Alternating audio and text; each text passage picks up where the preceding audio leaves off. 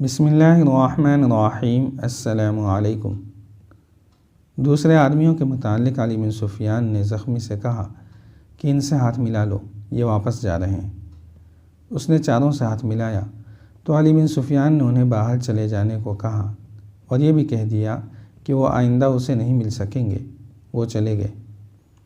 بہن نے علی بن سفیان کے قدموں میں بیٹھ کر اس کے پاؤں پکڑ لیے اور رو رو کر منت کی کہ اسے بھائی کی خدمت کے لیے وہیں رہنے دیا جائے۔ علی بن سفیان ایک بہن کی ایسی جذباتی التجا کو ٹھکرا نہ سکا۔ اس نے لڑکی کی جامہ تلاشی لی اور اسے وہیں رہنے کی اجازت دے دی اور وہاں سے چلا گیا۔ بہن بھائی اکیلے رہ گئے تو بہن نے بھائی سے پوچھا کہ اس نے کیا کیا ہے۔ بھائی نے بتا دیا۔ بہن نے پوچھا کہ اس کے ساتھ کیا سلوک ہوگا۔ بھائی نے جواب دیا، امیر مصر پر قاتلانہ حملے کا جرم بخشا تو نہیں جائے گا۔ اگر ان لوگوں نے مجھ پر رحم کیا تو سزائے موت نہیں دیں گے، ساری عمر کے لیے تہہ خانے کی قید میں ڈال دیں گے۔ پھر میں ساری عمر تمہیں نہیں دیکھ سکوں گی۔ بہن نے پوچھا، نہیں شارجہ، بھائی نے رندھیائی ہوئی آواز میں کہا، پھر میں مر بھی نہیں سکوں گا، جی بھی نہیں سکوں گا۔ وہ جگہ بڑی خوفناک ہے جہاں ہمیشہ کے لیے قید کر دیں گے۔ بہن جس کا نام شارجہ تھا بچوں کی طرح بلبلا اٹھی۔ اس نے کہا، میں نے تمہیں اس وقت بھی روکا تھا کہ ان لوگوں کے چکر میں نہ پڑو، مگر تم نے کہا کہ صلاح الدین ایوبی کا قتل جائز ہے۔ تم لالچ میں آ گئے تھے۔ تم نے میری بھی پرواہ نہ کی۔ میرا کیا بنے گا؟ تم نہ ہوئے تو میرا آسرا کون ہوگا؟ زخمی بھائی کا ذہن تقسیم ہو گیا تھا۔ کبھی وہ پچھتاوے کی باتیں کرتا اور کہتا کہ وہ ان لوگوں کے جھانسے میں آ گیا تھا۔ اس نے یہ بھی کہا کہ صلاح الدین ایوبی انسان نہیں، خدا کا بھیجا ہوا فرشتہ ہے۔ ہم چار ہٹے کٹے جوان مل کر اتنا بھی نہ کر سکے کہ اس کے جسم پر خنجر کی نوک سے خراشی ڈال دیتے۔ اس پر ذہن نے بھی اثر نہیں کیا۔ اس اکیلے نے 3 کو جان سے مار دیا اور مجھے موت کے منہ میں ڈال دیا۔ یہ کہنے والے جھوٹ تو نہیں کہتے تھے کہ صلاح الدین ایوبی کا ایمان اتنا مضبوط ہے کہ اسے کوئی گنہگار قتل نہیں کر سکتا۔ بہن نے کہا، تم چاروں مسلمان تھے، اتنا بھی نہ سوچا کہ وہ بھی مسلمان ہے۔ اس نے خدا کے خلیفے کی گدی کی توہین کی ہے۔ زخمی بھائی کا دماغ الٹی طرف چل پڑا۔ اس نے جوشیلے لہجے میں کہا، تم نہیں جانتی کہ خلیفہ العاضل خدا کے بھیجے ہوئے خلیفہ تھے۔ جو کوئی جو کچھ بھی تھا، بہن نے کہا، میں یہ جانتی ہوں کہ تم میرے بھائی ہو اور مجھ سے ہمیشہ کے لیے جدا ہو رہے ہو۔ کیا تمہارے بچنے کی کوئی صورت پیدا ہو سکتی ہے؟ شاید پیدا ہو جائے، بھائی نے جواب دیا۔ میں نے اس شرط پر انہیں سارے راز بتا دیے ہیں کہ میرا گناہ بخش دیں، مگر میرا گناہ اتنا سنگین ہے جو شاید بخشا نہ جائے۔ اس وقت زخمی کو سو جانا چاہیے تھا اور اسے اتنا زیادہ بولنا نہیں چاہیے تھا، کیونکہ پیٹ کے زخم کھل جانے کا ڈر تھا، مگر وہ بولتا جا رہا تھا اور بہن رو رہی تھی۔ بولتے بولتے اسے پیٹ کے زخم میں ٹیسیں محسوس ہونے لگیں اور وہ بے حال ہو گیا۔ اس نے بہن سے کہا، شارجہ باہر جاؤ، کوئی آدمی ملے تو اس سے کہو کہ طبیب یا جراح کو بلا دے، میں مر رہا ہوں۔ شارجہ دوڑتی باہر گئی۔ باہر سنتری کھڑا تھا۔ اس نے اسے بھائی کی حالت بتائی تو اس نے شارجہ کو اس جراح کے گھر کا راستہ بتا دیا جسے زخمی کی دیکھ بھال کے لیے مقرر کیا گیا تھا۔ اسے سختی سے حکم دیا گیا تھا کہ دن ہو یا رات زخمی کو زندہ رکھنے کی پوری کوشش کرے۔ وہ شاہی جراح تھا۔ شارجہ دوڑتی گئی۔ جراح کا گھر بالکل قریب تھا۔ شارجہ نے جراح کو بھائی کی حالت بتائی تو وہ بھاگم بھاگ آیا اور زخمی کو دیکھا۔ اس کے پیٹ کی پٹی خون سے لال ہو گئی تھی۔ جراح نے فوراً پٹی کھولی، خون بند کرنے کے لیے اس میں سفوف ڈالے اور بہت سا وقت صرف کر کے پٹی باندھی۔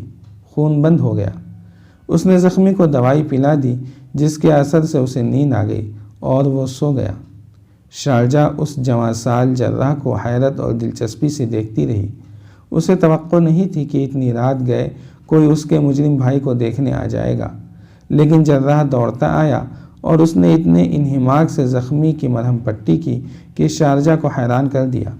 زخمی کی آنکھ لگ گئی تو جراح نے آنکھیں بند کر کے اور ہاتھ اوپر اٹھا کر سرگوشی کی، زندگی اور موت تیرے ہاتھ میں ہے میرے خدا، اس بد نصیب کے حال پر کرم فرما، اسے زندگی عطا فرما۔ شارجہ کے آنسو نکل آئے۔ اس پر جراح کا تقدس طاری ہو گیا۔ اس نے جرح کے قریب دو زانو ہو کر اس کا ایک ہاتھ پکڑا اور چوم لیا۔ جرح کے پوچھنے پر شارجہ نے بتایا کہ وہ زخمی کی بہن ہے۔ اس نے جرح سے پوچھا کہ آپ کے دل میں اتنا زیادہ رحم ہے کہ میرے بھائی کو آپ تکلیف میں نہیں دیکھ سکتے، یا اسے اس لیے زندہ رکھنا چاہتے ہیں کہ یہ آپ کو راز کی ساری باتیں بتا دے گا؟ مجھے اس سے کوئی دلچسپی نہیں کہ اس کے پاس کوئی راز ہے یا نہیں، جرح نے کہا۔ میرا فرض ہے کہ اسے زندہ رکھوں اور اس کے زخم بالکل ٹھیک کر دوں۔ میری نگاہ میں مومن اور مجرم میں کوئی فرق نہیں۔ آپ کو شاید معلوم نہیں کہ اس کا جرم کیا ہے، شارجہ نے کہا۔ اگر معلوم ہوتا تو آپ اس کے زخم پر مرہم رکھنے کے بجائے اس میں نمک بھر دیتے۔ مجھے معلوم ہے، جرح نے جواب دیا، لیکن میں اسے زندہ رکھنے کی پوری کوشش کروں گا۔ شارجہ اتنی متاثر ہوئی کہ اس نے جرح کے ساتھ اپنی باتیں شروع کر دی۔ اسے بتایا کہ اس کے ماں باپ بچپن میں مر گئے تھے۔ اس وقت اس کا بھائی 10-11 سال کا تھا۔ اس نے شارجہ کو پالا پوسا اور جوان کیا۔ اگر اس کا بھائی نہ ہوتا تو کوئی نہ کوئی اسے اغوا کر کے لے جاتا۔ بھائی نے زندگی بہن کے لیے وقف کر دی تھی۔ جرح انہماک سے اس کی باتیں سنتا رہا اور اسے اس خیال سے باہر صحن میں لے گیا کہ زخمی کی آنکھ نہ کھل جائے۔ جرح ایسے انداز سے شارجہ کی باتیں سن رہا تھا جیسے وہ رات یہیں گزارے گا۔ مگر وہ جانے لگا تو شارجہ نے اس کا ہاتھ پکڑ کر کہا، آپ چلے جائیں گے تو مجھے ڈر آئے گا۔ جرح نے اسے بتایا کہ وہ اسے اپنے ساتھ نہیں لے جا سکتا اور اس کے ساتھ بھی نہیں رہ سکتا۔ جرح گھر میں اکیلا رہتا تھا۔ وہ شارجہ کی خاطر کچھ دیر اور رک گیا اور رات کے پچھلے پہر گیا۔ دوسرے دن کا سورج ابھی طلوع نہیں ہوا تھا کہ وہ زخمی کو دیکھنے آ گیا۔ اس نے رات والے انہماک سے اس کی مرہم پٹی کی، زخمی کو دودھ پلایا اور ایسا کھانا دیا جو شارجہ نے کبھی خواب میں بھی نہیں دیکھا تھا۔ اس دوران علی بن سفیان آیا، زخمی کی حالت دیکھ کر چلا گیا، لیکن جرح نہ گیا۔ وہ شارجہ کے ساتھ باتیں کرتا اور اس کی باتیں سنتا رہا۔ اس روز شام تک وہ 3 بار زخمی کو دیکھنے آیا، حالانکہ وہ صرف دوپہر کو آیا کرتا تھا۔ شام کو چلا گیا تو زخمی نے اپنی بہن سے کہا، شارجہ، میری ایک بات غور سے سن لو۔ میری زندگی اس جرح کے ہاتھ میں ہے، لیکن میں دیکھ رہا ہوں کہ تمہیں دیکھ کر یہ میرا علاج پہلے سے زیادہ اچھے طریقے سے کرنے لگا ہے۔ میں موت قبول کر لوں گا، مگر اسے اتنی زیادہ قیمت نہیں دوں گا جو اس نے دل میں رکھ لی ہے۔ مجھے شک نہیں، یقین ہے کہ یہ مجھے زندہ رکھنے کے لیے تمہاری عزت کا نذرانہ لینا چاہتا ہے۔ میں تو اسے فرشتہ سمجھتی ہوں، شارجہ نے کہا۔ اس نے ابھی تک کوئی ایسا اشارہ بھی نہیں کیا، اور میں بچی بھی تو نہیں، لیکن میں اسے ایسا سمجھتی نہیں۔ شارجہ کا انداز ایسا تھا جس نے بھائی کو شک میں ڈال دیا کہ وہ جرح میں دلچسپی لیتی ہے۔ اس رات جرح آیا، زخمی سو گیا تھا، شارجہ جاگ رہی تھی۔ وہ جرح کے ساتھ صحن میں چلی گئی۔ کچھ دیر باتیں ہوتی رہی۔ جرح نے اس سے کہا کہ اس کا بھائی دوائی کے اثر سے اتنی گہری نیند سو گیا ہے کہ صبح تک اس کی آنکھ شاید نہیں کھلے گی۔ اور میرے گھر چلو۔ شارجہ کچھ جھجکی، لیکن جرح کی پیشکش ٹھکرا نہ سکی، اس کے ساتھ چلی گئی۔ یہ خوبرو، جواسال اور حلیم طبع جرح اکیلا رہتا تھا۔ شارجہ بالغ دماغ لڑکی تھی۔ اسے توقع تھی کہ آج رات یہ آدمی اس کے سامنے بے نقاب ہو جائے گا، مگر ایسا نہ ہوا۔ وہ اس کے ساتھ ہمدرد دوستوں کی طرح باتیں کرتا رہا۔ لڑکی کو اس کے اتنے مشفقانہ سلوک نے پریشان کر دیا۔ اس نے بے اختیار اس سے پوچھا، میں صحرا کے دور دراز علاقے کی غریب سی لڑکی ہوں اور ایک ایسے مجرم کی بہن ہوں جس مصر کے بادشاہ پر قاتلانہ حملہ کیا ہے۔ اس کے باوجود آپ میرے ساتھ ایسا سلوک کیوں کر رہے ہیں جس کی میں حقدار نہیں ہوں؟